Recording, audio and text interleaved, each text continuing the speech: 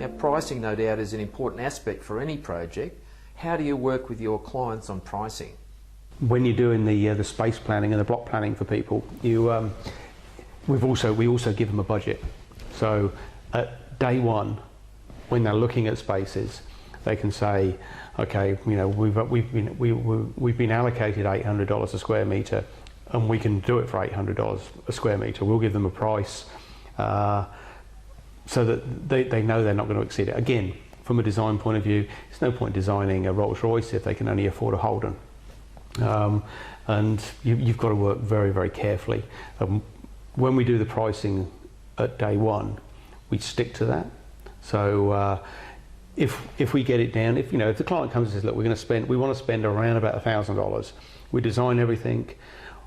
We work very closely with the designers to make sure they don't specify things that are, going to be cost prohibitive.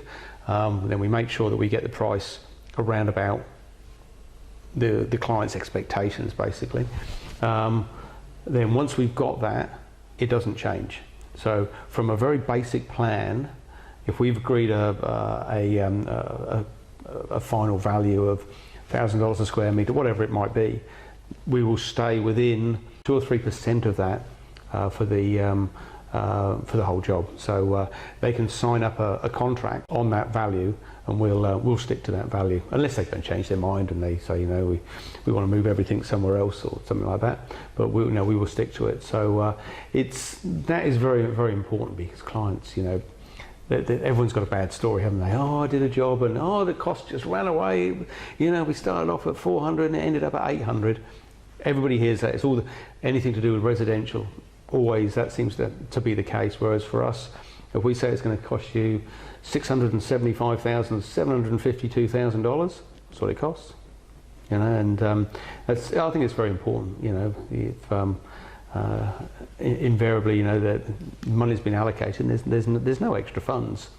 So Robert, is that normal in the industry to have a locked-in price early in the project? I think that quite often the locked-in price comes in later on, so it's all very, very, very flexible at the early stages. But we tend to lock our prices in a lot earlier, because I suppose in a way, when you're doing design, prices can go up. The client can come in and say, look, I don't like that chair, I like this chair, and that's 3 times the cost of that chair. So the price is going to go up. But we're there to advise them and say, well, look, if you go with that chair, your price will go up. Whereas a lot of design companies, they're just looking from a design only, and they go, well, the client wants that, so that's what we'll supply. And it's not until all the design's been finished, all of the final details, the drawings, everything's been done, that a final price is actually arrived at. And by that time, the client throws their hands up in the air and goes, well, that's 300,000 over our budget. What do we do? What are we going to save?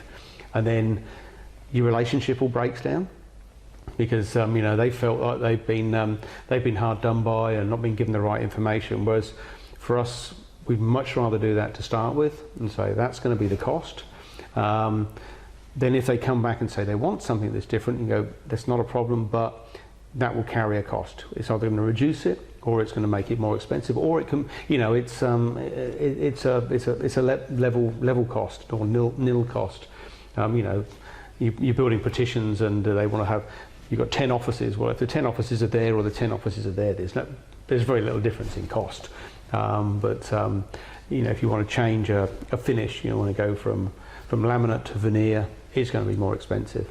So it's I think it's being very upfront with pricing to start with, because at the end of the day, the pricing is the most important thing.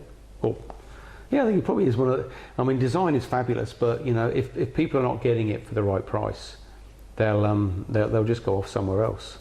Yeah, and you've got to have value for money.